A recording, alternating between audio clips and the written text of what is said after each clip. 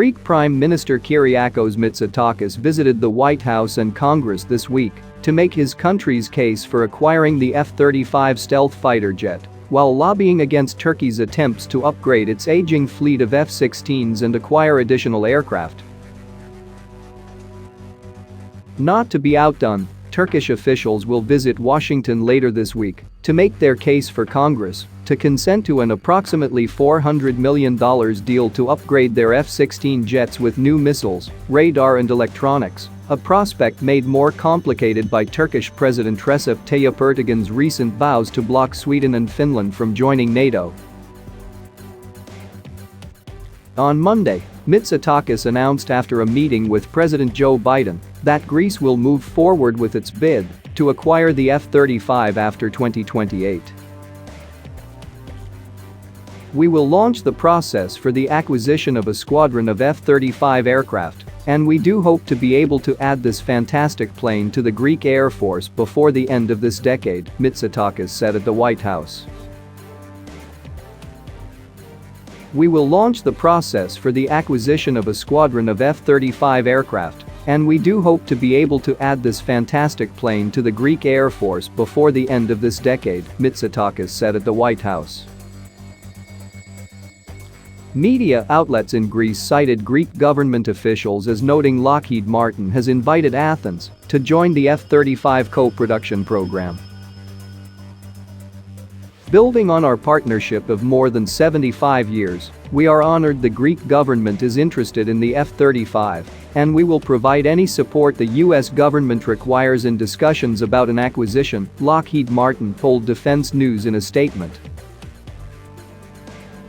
The United States kicked Turkey out of the F-35 program in 2019 over Ankara's purchase of the Russian S-400 missile defense system amid fears its advanced radar system could allow Moscow to spy on the F-35 stealth fighter jets. In addition to the F-16 upgrades that the Biden administration notified Congress of last week, Erdogan has also sought to buy 40 Block 70 F-16 fighter jets.